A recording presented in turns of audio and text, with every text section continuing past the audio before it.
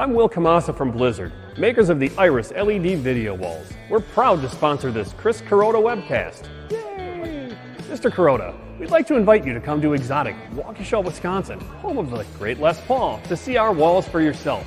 We'll even fly you here to visit Select on Southwest, put you up in the finest Holiday Inn Express, and treat you to lavish meals from our 3-star rated Applebee's.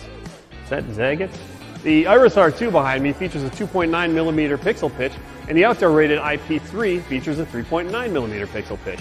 Both have a refresh rate of 3,840 Hz. We're so confident they match up with any panel in the industry, we'll even give you a wall free of charge to use on your next tour. We'll even throw in 100 bags of nutritious, delicious Doritos. Cool range. For the rest of you, if you want to see the Blizzard Iris panels in action, head to blizzardpro.com and set up a meeting with our certified Iris experts. Thanks for watching, and enjoy the webcast while I enjoy these Doritos.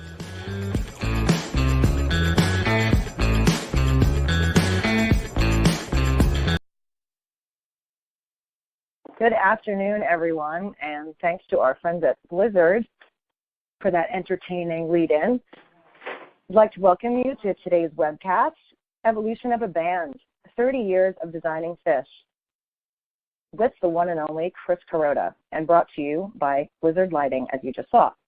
My name is Marion Sandberg, and I'm the Content Director for Live Design and the LDI Show, and I'll be your moderator today. Before we begin, just a few words about this webcast platform for those of you who've never seen it before. First, you can customize your webcast console, moving windows around, dragging on the title bar, or resize them by clicking on the lower right corner of any window. The toolbar at the bottom of your console will allow you to open and close various widgets on your screen for instant use. And if you experience any technical difficulties with audio or seeing the slides, please just hit F5 to refresh your screen. Finally, my pleasure to introduce today's presenter. Chris Kuroda has been designing Phish shows for 30 years, bringing a unique and elegant approach to all varieties of projects. His experience ranges from music, theater, and television to architectural site lighting, professional sports, and corporate events. In addition to working with Phish, he's worked with the New York Knicks, New York Rangers, Justin Bieber, Tori Kelly, Ariana Grande, Nicki Minaj, R. Kelly, Aerosmith, the Black Crowes, and many, many more. Welcome, Chris. Thank you for having me. Such an honor. Really appreciate it. Well, it's great having you here, and I know there's many, many people who are excited to hear this webcast today, so it's our honor to have you. And maybe we could start talking and give everybody a little bit of a big picture of your background, not just in lighting design, but how you got involved way back in the ancient history of starting working with Phish. Well, sure. It was the 80s, the late 80s, and I was not a lighting designer, not aspiring to be a lighting designer. I was a computer science major in college in Burlington, Vermont, where Phish is from and where they were at the time a bar band.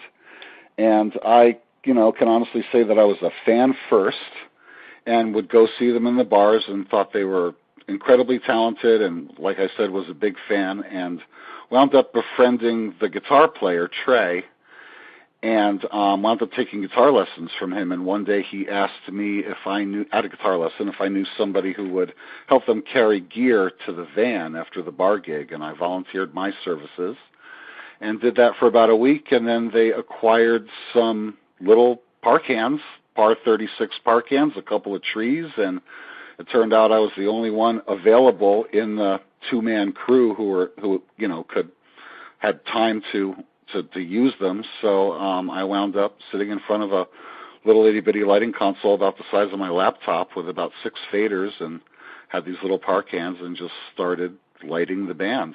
And it just kind of went from there. It was never planned to be a career, and I'm in my 30th year now, and it's sort of turned into a life. It went from a temporary thing to a career to a full life. So that's sort of the evolution of it right there. It's been ever since that day was March 30th, 89, and I've been doing it ever since. So how does that conversation go? Because it's sort of like they look over at the other end of the room and you're the one sitting there, and they they say, well, you're going to do it if you want to stick around? Because you must have had some technical aptitude at that stage of your life. Not really. They knew I knew I did, but they knew I knew the music well.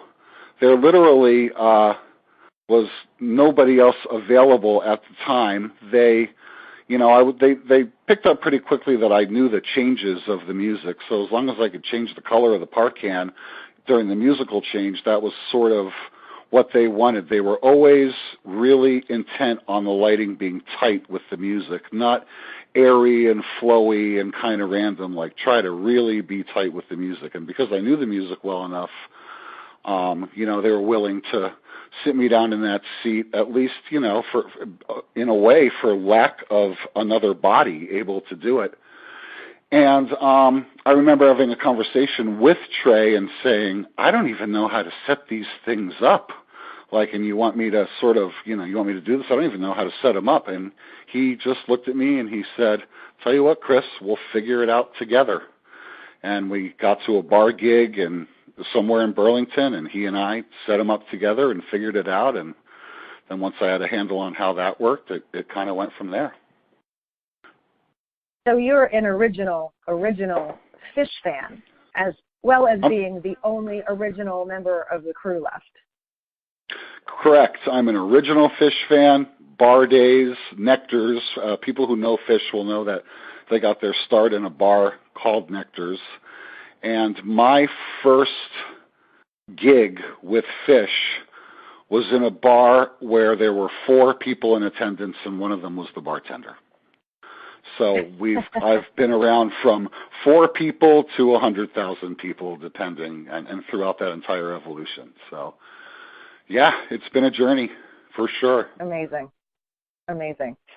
So, 30 years later, well, not quite 30 years later, let's talk a little bit about how over the years, how you kind of approach a design with the band, and how you guys, if it's you guys, which I assume it's collaborative, start talking about, what the next design is going to look like and what that discussion looks like. Certainly. I grew up being a big fan of Candace Brightman, who was the Grateful Dead's lighting designer. Not that I knew I was interested in lighting design at the time, but I went and followed those guys around in my teen years and always liked the lighting. And her big thing were these slow sweeps through the audience in very pretty dark saturated colors. And she was a big fan of matching color in the same palette, in the sense that she wouldn't use blue and red in the same look. It would be red with a magenta or a yellow. Complementary colors were her big thing.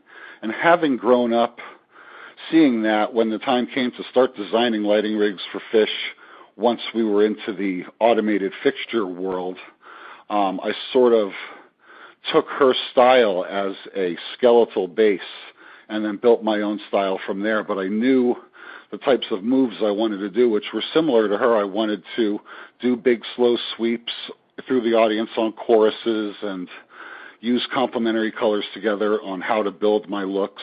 And the other thing, which she didn't necessarily do, but I was a big fan of, was symmetry.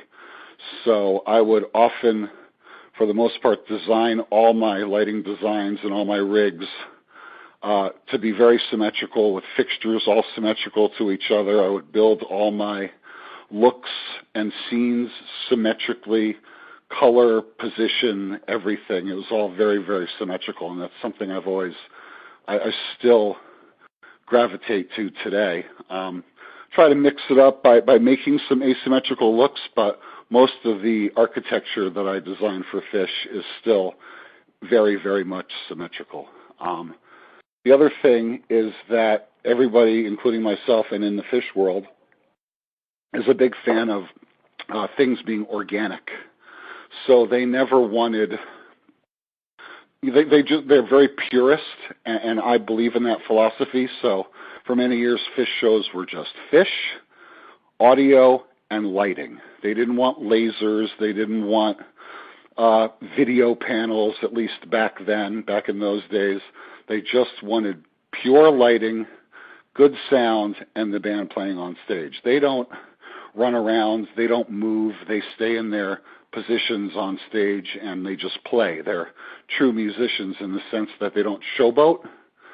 So, we wanted to be able to accent that purity by keeping the visual aspect of their show pure with just lighting. Does that make sense? Absolutely. Absolutely. And I know we're going to get into some of your looks of some of your designs that you've done over particularly the last few years since 2010. And when we see some of those latter designs, we can talk a little bit about how there is a little bit of video element in there, but where that came from. But why don't we progress a little bit to the last decade at least, so we can start really talking about how the show's evolved. And I know especially the band's fans know what the shows look like and attend so many shows. Let's go back to the shot that's showing now from 2010, and maybe you can talk a little bit about that particular design, and then we'll progress from there. Yes, absolutely. We refer to that, our vocabulary in Phish lighting world is we refer to that as the 3-circle lighting rig. And in years before that, I was experimenting with shapes as sort of the back truss lighting area. I did diamonds at one point. I did triangles at one point. I just, thought shapes were cool. And it's kind of silly, but always sort of tried to make the lighting rig, just the architecture itself, almost look like a spaceship. And I found that shapes worked really well for that. And, through experimentation and also watching some of my other heroes light their bands, like Mark Brickman and Pink Floyd, and again, Candace with the Grateful Dead, there was a lot of circle truss elements in their designs. So I learned very quickly that when you have a circle truss and symmetrically place your fixtures around the circle, you can get a very organic movement. If you point them all in and then pan them all around, it's very pinwheel. There's just a lot of really organic things that you can accomplish with a circle that you cannot accomplish with any other shape. So we settled into this 3-circle design that you're seeing the image of right now. And basically what we wound up doing was we wound up tying 72% blow-through black scrim inside of each circle. And with that being there as an element, then we could take those fixtures that were around the circle and paint little pictures, sort of organic forms, and it made another layer. Like you can see in this particular photo, you see the pink and the green. The green's just inside the pink, so that particular shape is half the fixtures are in pink, completing a circle around the edge, and then just inside of that you have the green, and we were able to just sort of create image, but it's not projection, it's not video, it's still just light, and it's still pure. If I bump to this next slide, it's just another example of how we were able to accomplish many different looks with that type of configuration, with the fixtures around the truss pointing at the scrim and painting pictures and creating different pan and tilts to have different shapes up there. If I move to the next one, there's another example of just trying to be clever and creating another shape. The cool thing about this one is that, I would be experimenting, and there's a lot of different shapes you can make, so I would make a lot of images like this, and our very clever audience would look at these particular kind of shapes, and there were a few of them, more than this, and they would actually, they thought it was some kind of like new alien language, which sort of, like characters of a new alien language, which sort of pushed me a little further to go down that road of trying to create better and more alien language type of shapes like this one that I just popped to from 2012. It was just a really cool way to create a layer beyond just light on the band or light in the air to give another organic visual. And this is 2 years later now. So we just went from 2010 to 2012, right? And interestingly, correct. At this time, certainly audiences were very used to seeing, or had already become very used to seeing, high levels of video, of course, in concert tours, really pummeled by IMAG, and maybe one might say stages overpowered by IMAG and video. Yeah, absolutely. Which is something Phish was blatantly against. Even to this day, they're not fans of IMAG. They're not fans of anything finite. So, for example, musically, if they're playing a song, lyrics, whatever they may be, they believe it's up to the audience member to translate what the meaning of that song is to themselves. They hear a song and they decide what it means to them, what the song is about, and it's a very individualized hope that each person has a different attachment to that song.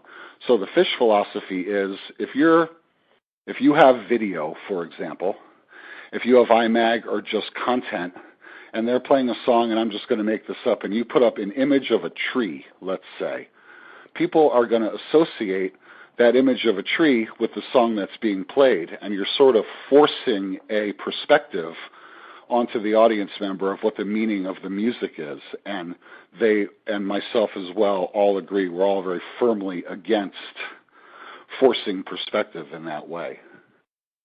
So with that philosophy, that's a major reason why they were not fans of content or IMAG or anything like that. Again, following the purist philosophy. Yeah. Just to jump in, I'm just kind of monitoring the Q&A, and I know we usually leave that to the end, but I've noticed a couple of people asking, are you spelling things out with your rig or with the lighting or the rig? Because you mentioned the sort of alien, it looks a little bit like alien text, or even in the negative space. Are we seeing that in anything that we might not be recognizing? Not intentionally. Like, I don't associate what would look like an alien language character back in those days with a real alphabet. Again, that's up to the creative mind of the audience member to look at that and say, either A, wow, that looks cool, what a cool shape and how pretty is that, or B, maybe that has some deeper meaning. I need to process this. And we just sort of leave that door open and let each person decide for themselves what it means or doesn't mean, or if it's just pretty. So again, that's sort of the purist philosophy that Phish sort of bases their entire, for lack of a better word, existence around. So sure. Sometimes just pretty is okay too.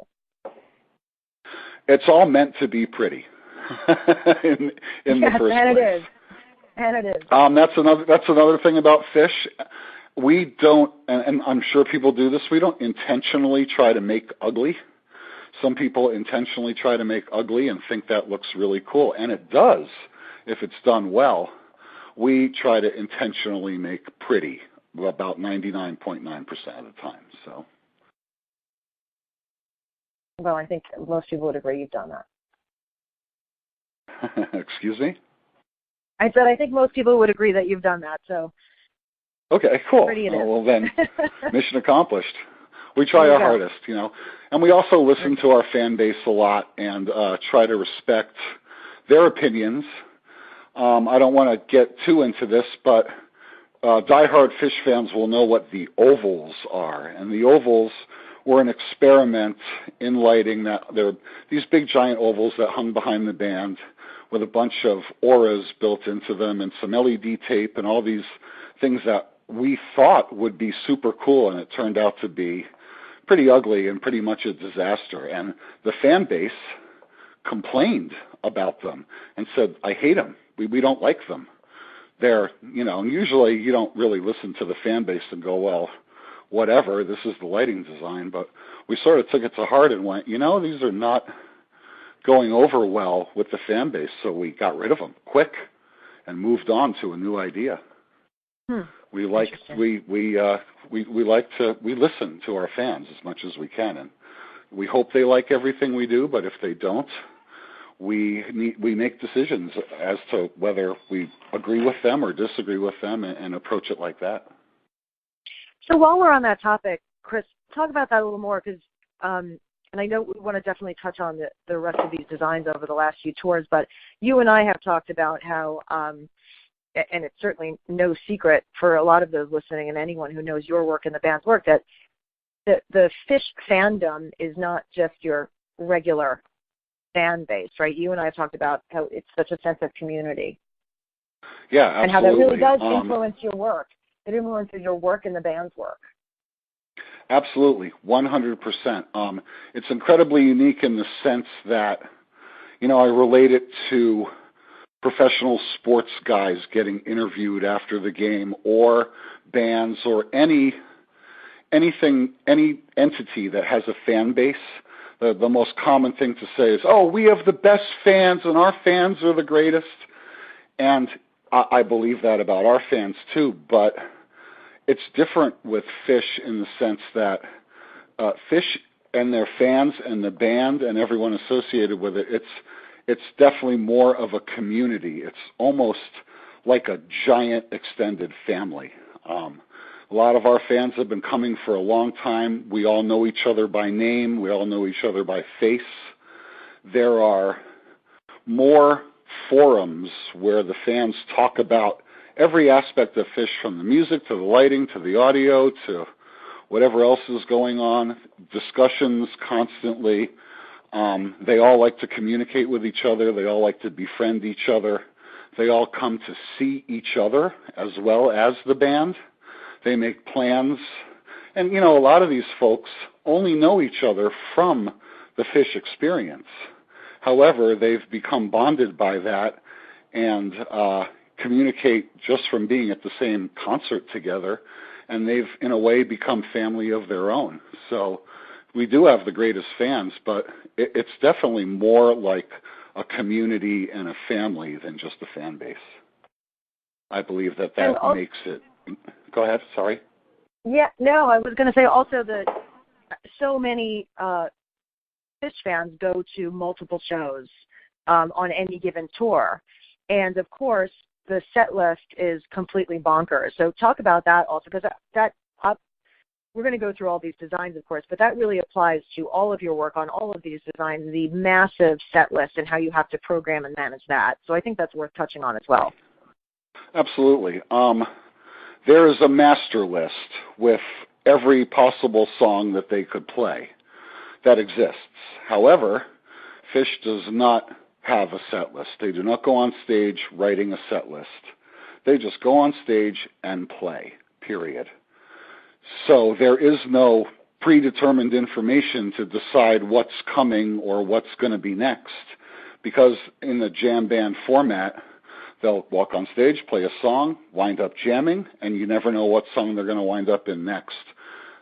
Because that's the way Phish works in that unique format, the console is programmed in a very unique way, and the songs, for the most part, are not written. I refer to it as the world's biggest punt.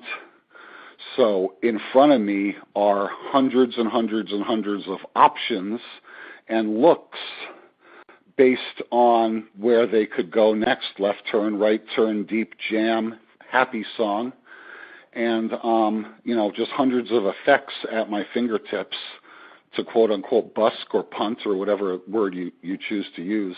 It's all look based. So I have a stack of looks, 100 some odd looks, that I go from look to look to look to look. And then no matter what look I'm in, I manipulate that look, whether it's with a color effect, a move, a sweep, go to another look, a dimmer effect. There's just hundreds and hundreds of effects that play on top of and layer over the base look. And that's the philosophy for 99% of lighting Phish, is a base look and then manipulate that look as I see fit, as how the music's flowing, whatever I feel is the right thing to do based on that particular musical moment. Now, having said that, there are songs that are not quote-unquote puntable. They're just so complicated and complex that punting them, over the years I've learned that punting them is, you're just making a mess. I wind up just making a mess with the lighting, just trying to keep up with the very complicated song. And we're not fans of making the mess. So For years, I didn't really know how to get around that. And then I learned how to cue stack a song properly for the first time in 2007 when I was on R. Kelly. I was taught how to stack a complicated song by a lighting designer named Patrick Dearson, and he and I worked together on that R. Kelly tour. He taught me a lot about cue stacking. So then I took the knowledge that I learned from him back to Phish and went, okay, these 16 complicated songs need to be stacked. So we sit in previs or live with the rig or whatever and write these cue-to-cue songs that are just too complicated to punt. And then there they are. I have them on macros in front of me. So if the band winds up dropping into one of these songs, I go, oh, it's this song. I trigger the macro. My bass look stack goes away that I was talking about earlier and gets replaced in the console with the cue stack for that song, and I'm ready to now do a go button, go, go, go for that song for that cue stack. Amazing. The cool thing is it's not as simple as just go into this, go out of that. So thanks to the brilliance of my associate designer and programmer, Andrew Giffen, he has figured out really elegant ways within the console, within the programming, to elegantly get in and out of these stacks and back and forth without the lights glitching or blacking out or doing things that you don't want them to do, because it's not a cue to cue to cue thing, so you never know when you're going to need to do that. So globally within the console, you need to be able to do it at any time, and that's sort of the magic that he brings to the show, is being able to understand how Phish is all over the map and programming the show in a way that no matter what I do, it's elegant and clean. That make sense? Absolutely, and shout out to Andrew Giffen there. Let's keep going, sir, so we can talk a little bit about how we go from this and some of the looks that have come out of this and into the present day. Sure. Well, like I was saying, we did this. We wound up, designing all this stuff throughout the 90s and wound up with this 3-circle rig. And we had it for 4 or 5 years. I mean, it was so great. I just loved it. I never wanted to change it. And then one year, I believe it was 2013. Hang on, I just want to push to this next. That's more of that. Stand by. Standing by. There we go. So that's 2013. That's an image of the new lighting rig. So that came to be basically a directive from the band, who came to me and said, look, we've been doing this circle thing forever. It's common. Other people are sort of copying us. And we want to start going down directions with the production that we haven't approached before. And they gave me a long sort of, speech, for lack of a better word, about how they as musicians have become better musicians through collaboration with other musicians. And they seriously and very honestly requested that I collaborate with other folks because two heads are better than one. So this next design, in order to break away from the circle look and the scrim look, painting on the scrim with the lighting and all that, I wound up collaborating with a lighting designer named Suzanne Sasek. And Suzanne and I wound up together coming up with this current design that you're seeing now in the 2013 slide. And it's a lot more basic. It's a lot of straight trusses, and then up top, you can see there's 4 what we refer to as the claws, and they're packed with, at one point it was 101s, and then it sort of morphed over the next year to X4Ss because they were a little more forgiving with the color and a little brighter and a little just a nicer light than the 101 was back then.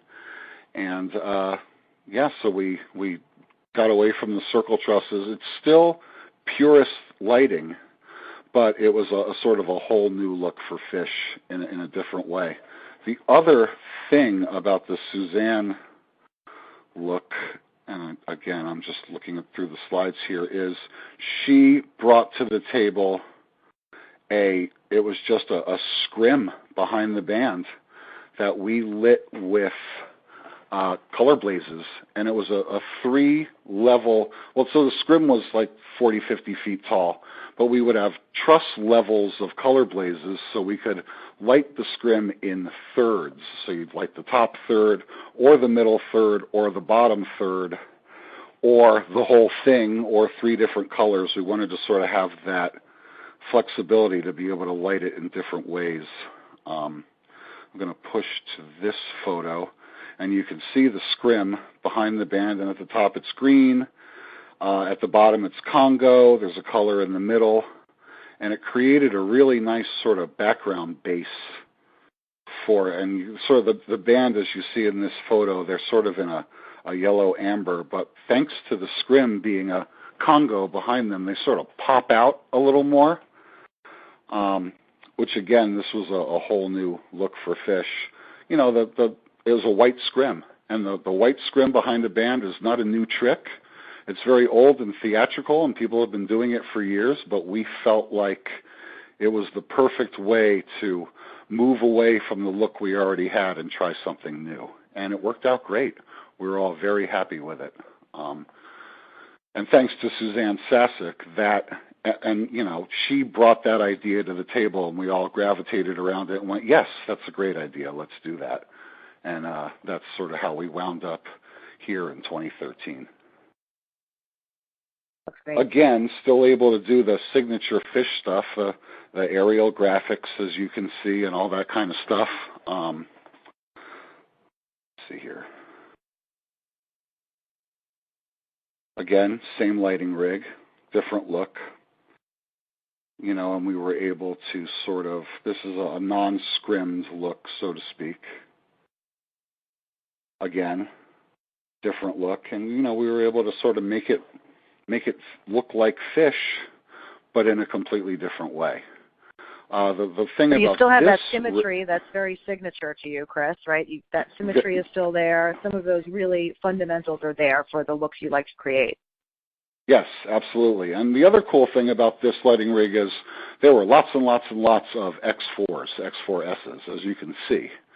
There was like 80 or 90 or 100, I forget. And having that many fixtures opened the door for lots of different crosses or fan outs, or, you know, take 4 and do an ACL fan out here, and take 8 and have them cross down here. And there was a lot of flexibility on how to build the pan and tilts for these looks with so many fixtures sort of at your disposal. And it was very full and very thick, which we also liked. And also still a little bit airy, which, again, we also liked.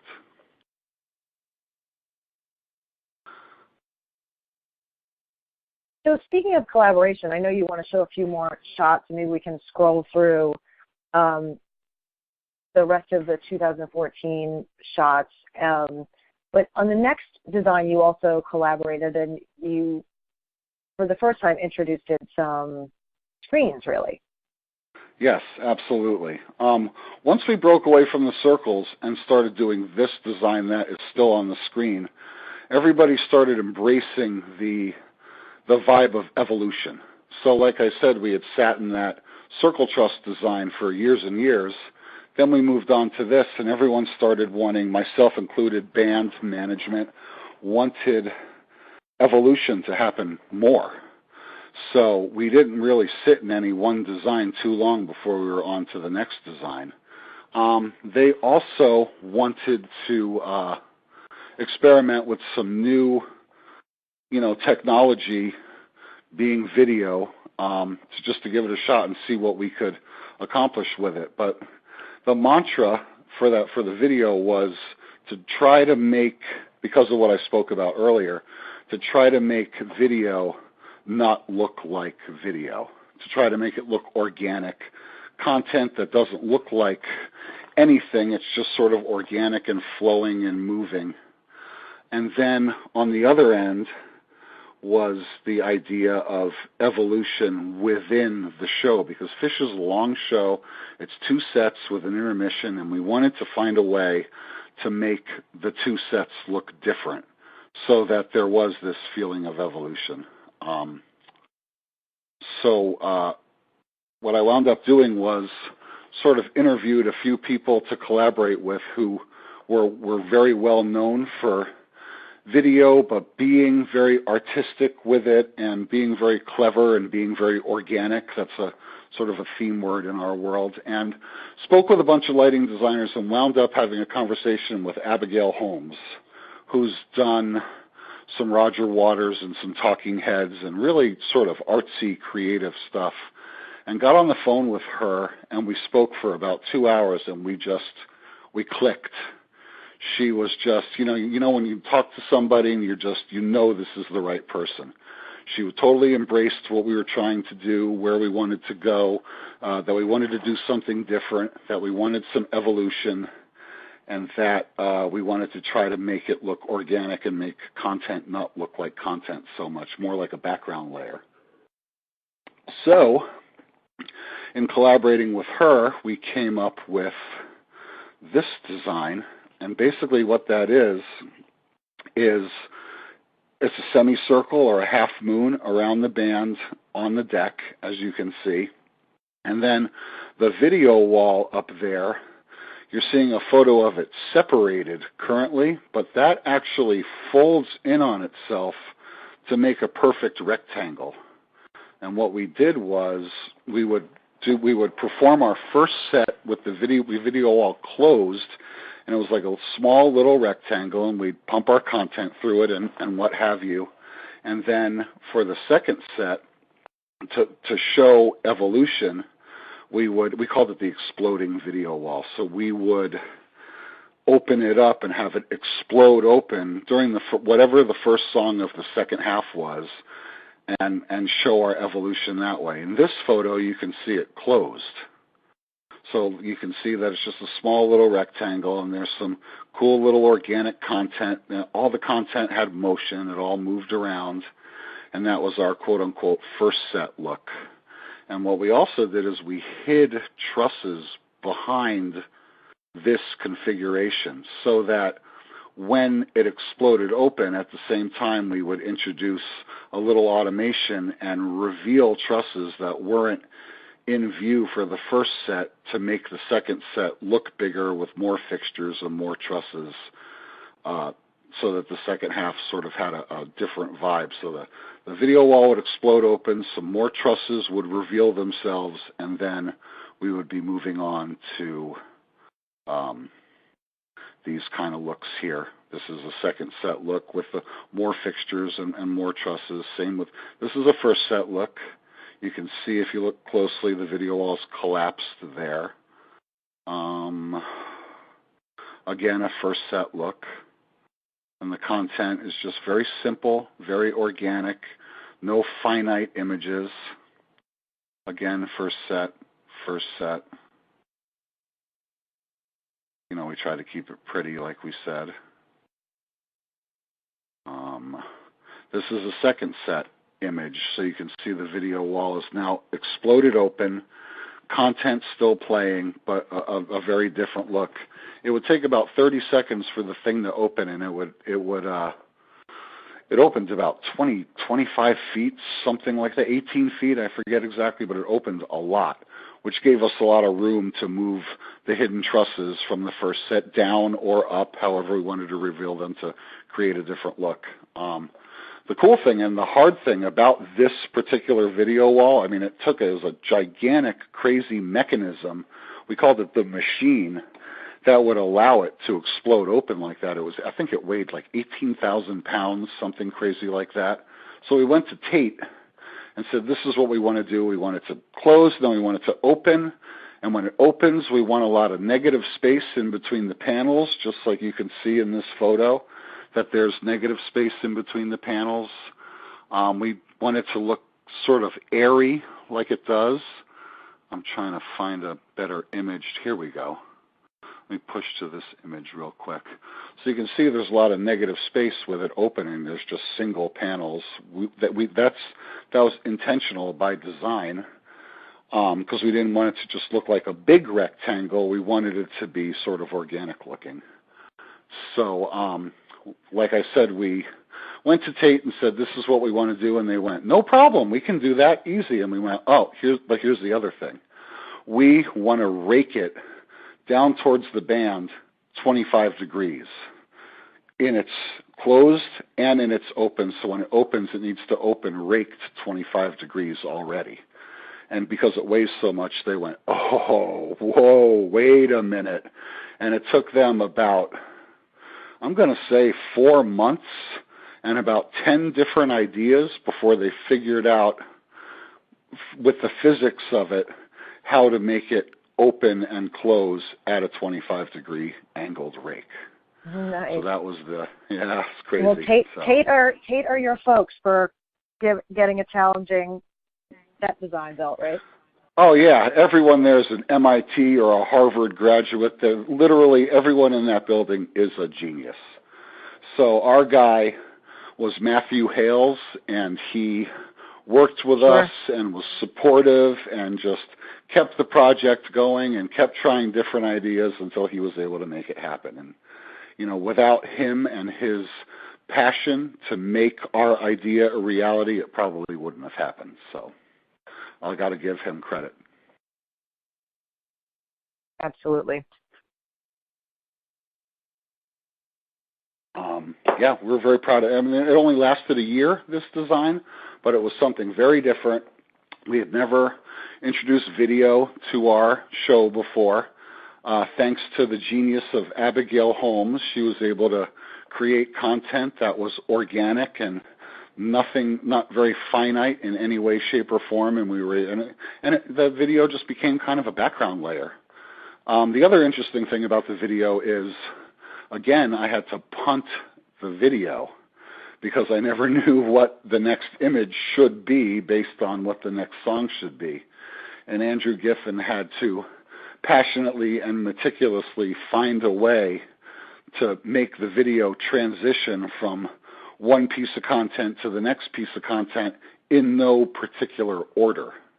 If you have it in order, you can just program smooth crossfades or wipes or what have you, but if I wanted to go from piece of content 1 to piece of content 73, I needed it to transition smoothly, and that was a challenge for the team and himself to figure out how to make that happen. So what wound up happening is, in the MA2, I had a screen of thumbnails of each piece of content, pages and pages of thumbnails, and I could scroll between the thumbnails till I found the one I wanted, tap it like it was a tile on the MA. It was a tile on the MA, and I would get my transition. And then he also created some speed tiles for me. Do you want this to transition in 1 second, 5 seconds, 10 seconds, 30 seconds? Do you want it to crossfade? Do you want it to wipe the old one out while it's wiping the new one in? Do you want it to wipe up, wipe down? And he went through all that logic to give me all those options at my fingertips. And that's, he had to do that because that's how Phish works. There really was no other option. Yeah. Very cool. So we definitely want to spend some time, of course, on the latest design because it is probably the most, at least technically complex. We already have a couple dozen questions about it, but I'll let you kind of go through it before we start taking questions toward the end. And it looks beautiful, and it is so complex, and you have Trust doing crazy things. So why don't we move on to the current design? Absolutely. Let me find a tile. Here we go. Okay. This is an image from the current design. And that came to be... Ridiculous. Thank you. I mean, we're very really proud of it. Shot. Thank you. Very much appreciate that. We are very proud of this design. And this all came to be simply, the band came to me early last year.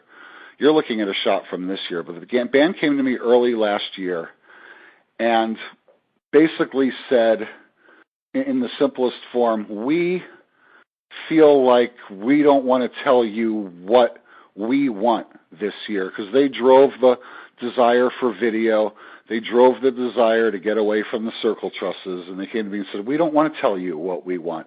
We want you to tell us what you want to do. And I quite simply said, I already know exactly what I want to do. And take a bunch of sticks of truss and throw them up there and move them around and create different shapes throughout the night and have it, evolve as the night goes on. And, that was basically the simple concept, just 30 sticks of truss with the ability to move and create shapes like this shape you're seeing we call the slant, for example. And this basic concept took, without realizing what it entailed to make it a reality, we just dove into it and started. Abigail Holmes, again, sort of helped us with a little truss configuration design, and we sort of went from there. So what it is it appears to be 5 simple sticks of truss, but really they're broken up, and they're 5-foot sections, 8-foot sections, and 10-foot sections. And they're so close to each other that they just look like 5 sticks. So what we do is we grid them up in the mother grid for the start of the show, and the audience walks in and looks at the lighting rig and goes, man, that looks really simple. It's just 5 sticks of truss. And then once the show starts, then we start moving them and creating our shapes. We go into this slant shape. That's what we call, it looks like 5 sticks staggered. We have X's, we have slant the other way, we have low frowns. This is a shape it's hard for me to see, but it's yet another shape. Again, yet another shape. And we're here, we call this one frown low, because it's sort of frowning, but it's real, comes way down, just barely over the heads of the band, of the performers. And that was sort of what we wanted to do. We wanted to have something that you walked in and saw was simple, and have sort of all the freedom to automate it however we saw fit. We ran into a lot of sort of roadblocks that we didn't expect, but thanks to the geniuses that I work with, slowly one by one, they got checked off the list. The first one was we are implementing XYZ tracking from the MA console onto the band members. And what that means is, in simplest terms, if you take a stick of truss with a light on it and point it at a band member and it's horizontal, and then you take that stick of truss and make it vertical, that fixture is going to be pointing at the sidewall. It's not going to be pointing at the band member anymore because you've moved the truss. So through the technology in the MA of the XYZ tracking, we were able to have the light in the I'm not going to be very good at explaining this, but in the simplest way, stay on the band member, tracking with the band member as the truss moved through 3-dimensional space. So no matter what configuration the trusses are in, whether they're angled, vertical, horizontal, whether they're 50 feet in the air or 5 feet in the air, that light is going to remain pointed on its target, or what it's... And if the target is moving as well, if the target's moving. Well, that's no, not necessarily. See, we're doing it in reverse. Other people use XYZ tracking to follow a moving target. We use XYZ tracking to stay on the stationary target, but the source is moving, the truss itself. Got it. So we're almost doing it in reverse compared to the way many other people do it. That technology is not perfect. We ran into a lot of roadblocks with it not tracking properly, or lights jumping around and moving around, and if you go from look A to look B or position A to position B, the lights would jump and spin around, and we had all kinds of problems like that. But thanks to the passion of the people that I work with, Andrew Giffen, Abigail Holmes, etc., they meticulously, one by one, attacked each little problem and found little back doors and back ways to sort of fool the console into thinking different things, and were eventually able to make it almost perfect. So we're rolling with this almost perfect. It's certainly not perfect. The biggest challenge that we had is with Phish. You often see what we call the graphic positions, or the symmetrical in the air pan and tilts. Those are pan and tilt values. While tracking the band members, they're XYZ coordinate values. So the console really didn't like, or wasn't able to do smoothly, transitioning from XYZ to pan and tilt without crazy things happening, whether the heads would flip or the lights would jump 10 feet in the air, or all kinds of things like that weren't smooth and elegant, which is Phish's sort of MO. So, the people that I work with worked passionately and tried different idea after different idea after different idea, and wrote crazy, long, elaborate macros that are always playing in the background, and figured out how to make it as good as it is, which is it's an accomplishment all in itself. So. And Chris, I understand that of course, with Phish, the fan reaction is a big deal, and we've discussed that obviously through looking at previous tours and the history of Phish. And seems like the verdict is in that fans really like this present design. It's the most. I find it exciting, and it's so complex technically that I'm sure a lot of them realize that, but also appreciate it. Yeah, it's the most widely accepted design by the fan base that I can remember. I haven't heard a negative thing about it. And through the evolution of it, because we like it so much and because they like it so much, we've put twice the amount of effort into making it better. Last year when we did this, we drove all the truss moves from the Tate Navigator and from the Tate Navigator system, the motion system. And that meant get on a headset, call the cue to the Tate guy backstage, wait while he loads it, and get your truss move eventually. We built all the shapes in the 3D visualizer of the lighting console, and then had to give the the Navigator programmer literally a spreadsheet of values, lots and lots and lots of values for each truss that they would meticulously have to type into the Navigator system to create the shape that we wanted, that we created in the 3D visualizer on the MA in like 10 seconds.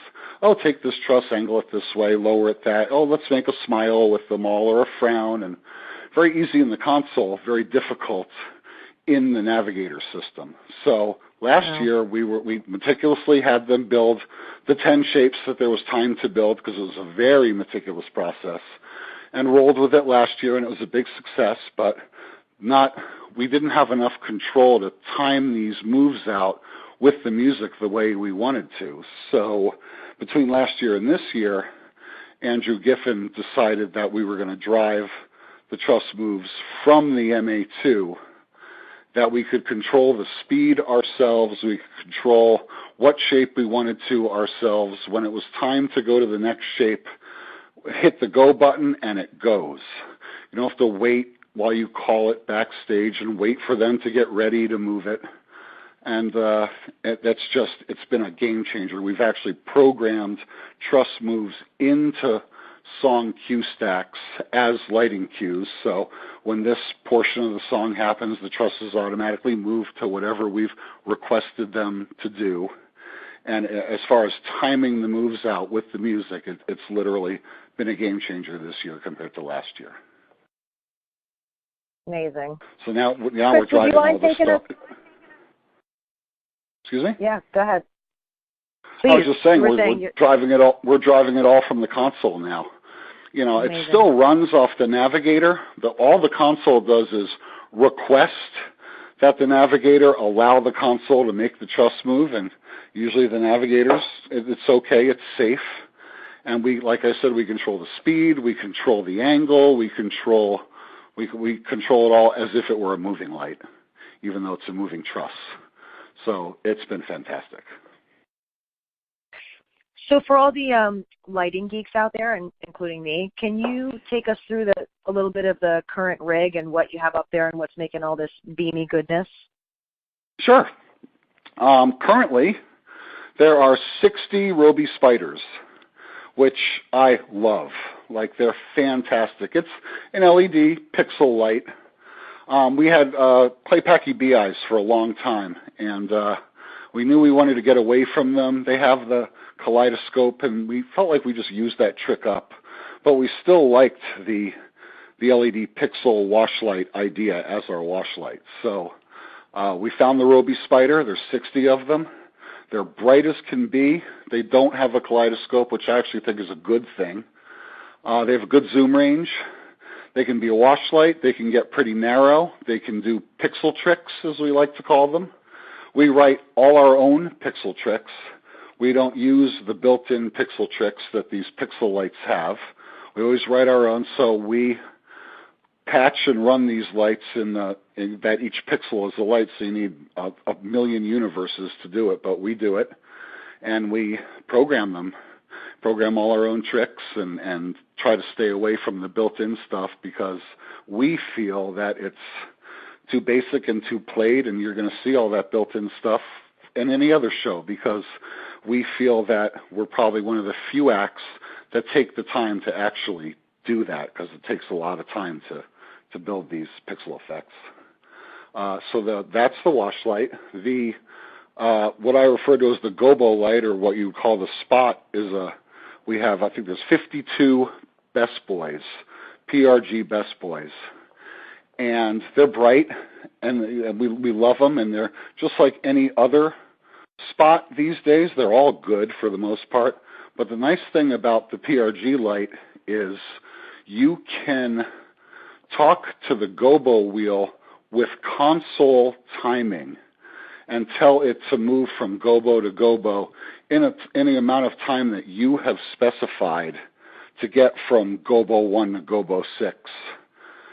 From the console, a lot of these moving fixtures, a lot of these today's spot fixtures have like a speed channel, and it'll determine the speed that the wheel moves, but you can't dictate from the console the timing of it. It's either going to move from gobo 1 to gobo 2 in 0 time or in 5 seconds or 10 seconds, but you can't, if you say go from 1 to 5, and you have the speed channel set at 5 seconds, it's going to take 5, 10, 15, 20 seconds to get there. And they do this because they're afraid you, as the designer or the operator or the programmer, are going to leave the gobo wheel in between two holes and fry the bearings, and it's all a heat management sort of fear. So PRG has done a wonderful job with this light with the heat management, and have allowed us to talk to the gobo wheel with console timing.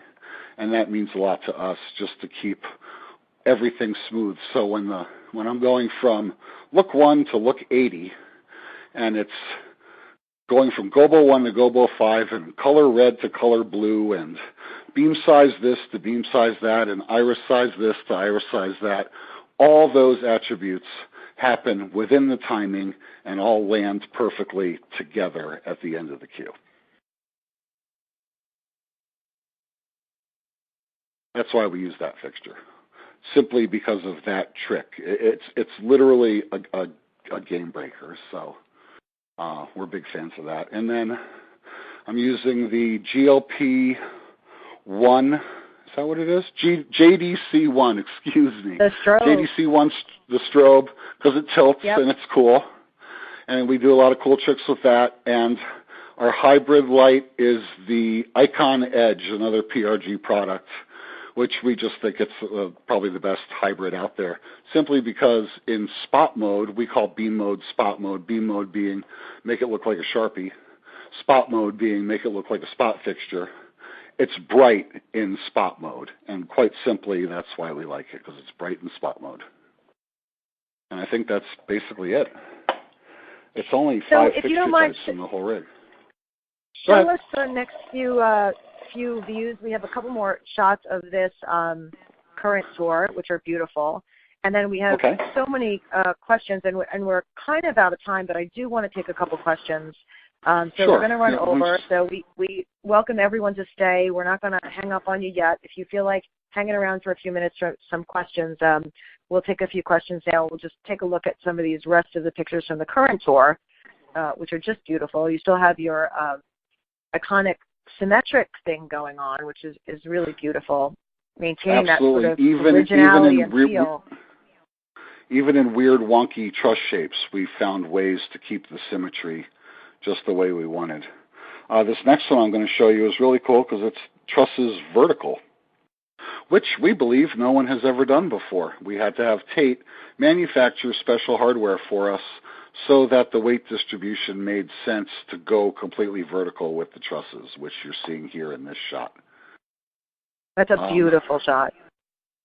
Thank you. And what are the fixtures that are twinkling in the background there then? Are those...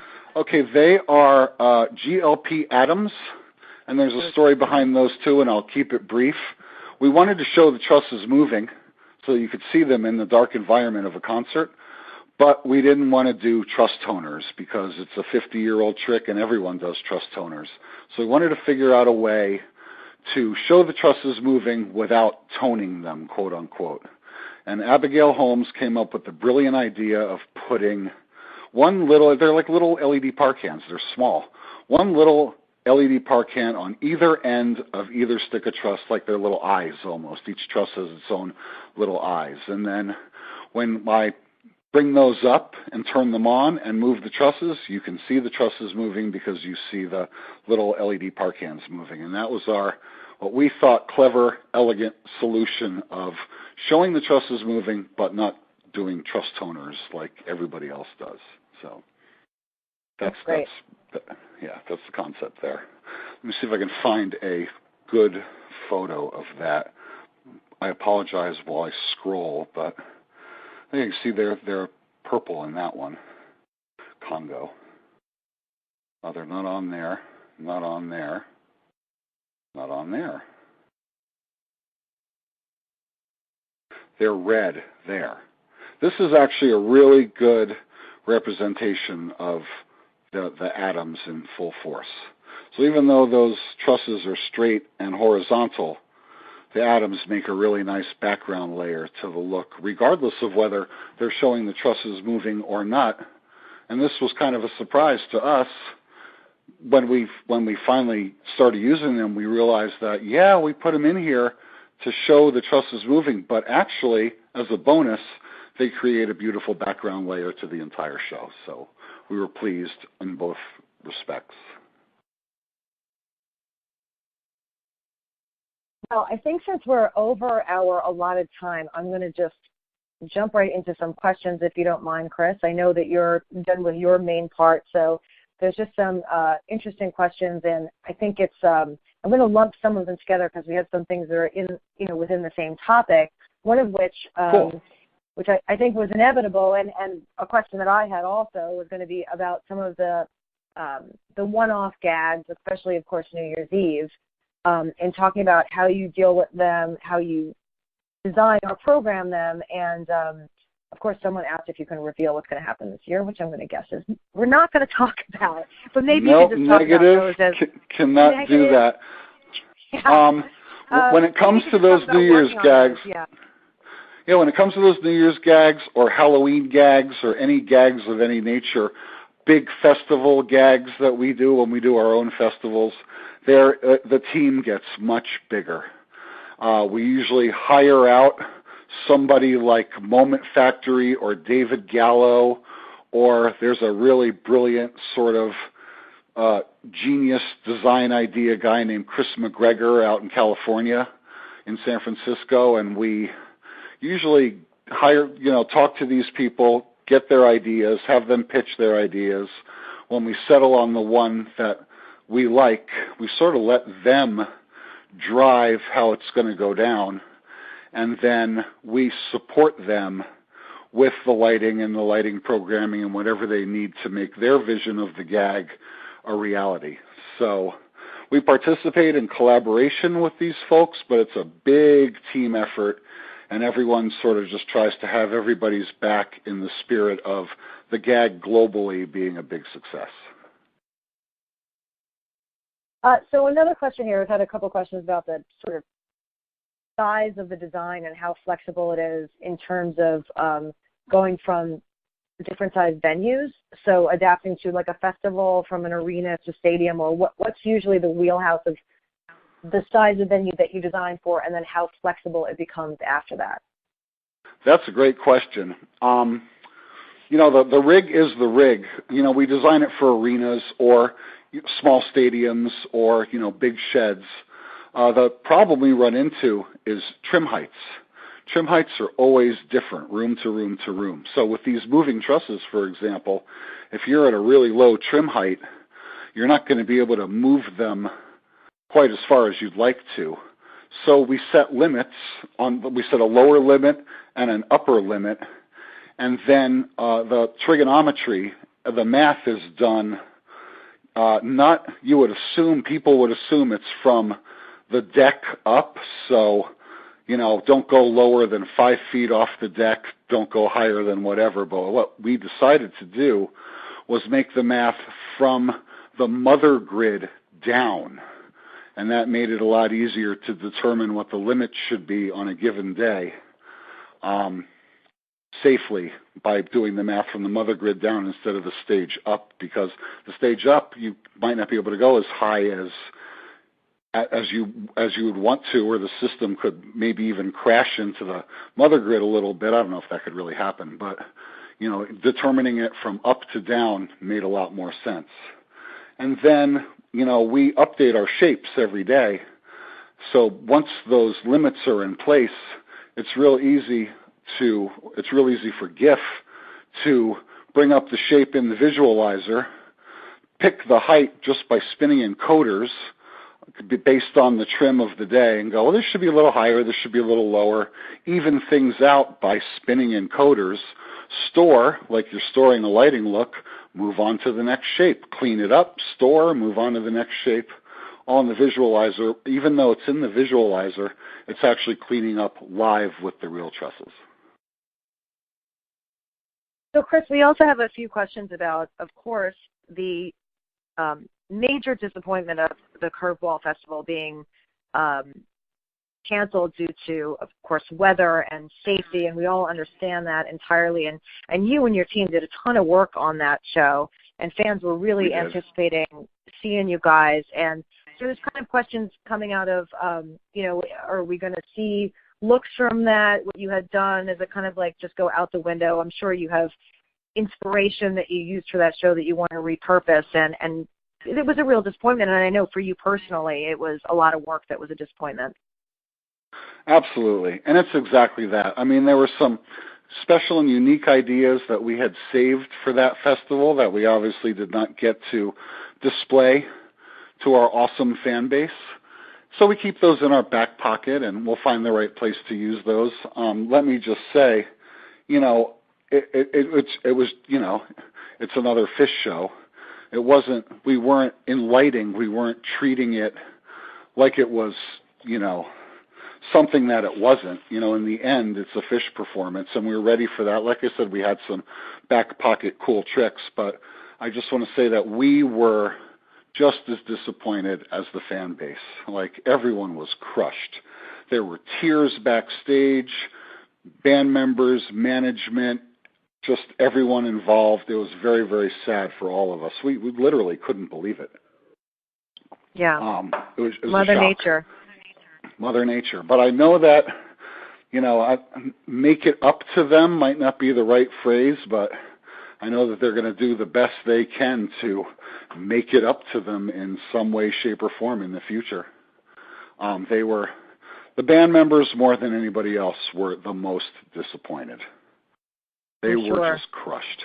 So, yeah, it was So sad. I'm going to just take a couple more questions, and I'm sorry there are so many great questions, but we're obviously not going to get to all of them. But we have a couple questions just about unique challenges, and I think especially with the fact that you run the show, most of the show live. So people have questions about, if there are challenges that go into that, or have ever been some kind of surprises or changes in the design that became a mixed blessing, or just, what have been like kind of your biggest challenges in a show yet? I mean, my biggest challenge is, like it always has been, is since it's a gigantic punt, is choosing the right thing for the right moment, or anticipating where the music's going to go next and being prepared for it. And I'm a pretty good guesser when it comes to that sort of stuff. So it's always a challenge punting Phish, because you never know where it's going to go, or what direction, and if it's going to take a left turn or who knows what. So it's a big guessing game, which I've become pretty good at. The other thing is they have this thing, it's almost like a tension and release, almost like EDM, where they'll build up musically, and I have to anticipate if they're going to release on one now, or if they're going to take it around 4 more measures, or that kind of thing. So the interesting thing is, even today, you have to, quote unquote, push the button on the console before the musical moment happens if you want it to happen together. So if I guess wrong, the lights are going to pop to white and sweep all over the audience and be this gigantic moment, and the band will still be in a little moment. So if I guess right, it's a magical moment. If I guess wrong, it's a mistake. That is probably the biggest challenge, is punting Phish globally as a whole, the whole concept of doing it and doing it well. That's what I would say. Well, I would say I think we can probably all agree that you do it, and you do it well, Chris. And we're going to close out now, and we thank you so, so much for all this fantastic information. I thank everyone for calling in. If you enjoyed this presentation, you're going to be able to check out more at livedesign.com/webcast, where you can see all of our webcasts. And I'd like to, of course, thank Chris Kuroda, our sponsor, Blizzard Lighting, which you can visit at blizzardpro.com. And you can see them at live, in fact, at LVI in Las Vegas. If you're coming to the show next week, they will be at booth 1927. So check them out, because they always have something fantastic and unique, and their booth design is always fabulous. And for those of you who have registered, obviously if you're on the call, the on-demand version of this webcast will be available on the Live Design website within the next 24 hours. And thank you so much to everyone, and enjoy the rest of your day. And I also want to say thank you so much to everyone for tuning in. I really appreciate it. I hope you enjoyed what I had to say. It was just an honor and a pleasure to be able to talk about this to my friends, my peers, Phish's fans, everybody. So from the bottom of my heart, thank you very much. Pleasure's ours, Chris. Thank you so much. Okay.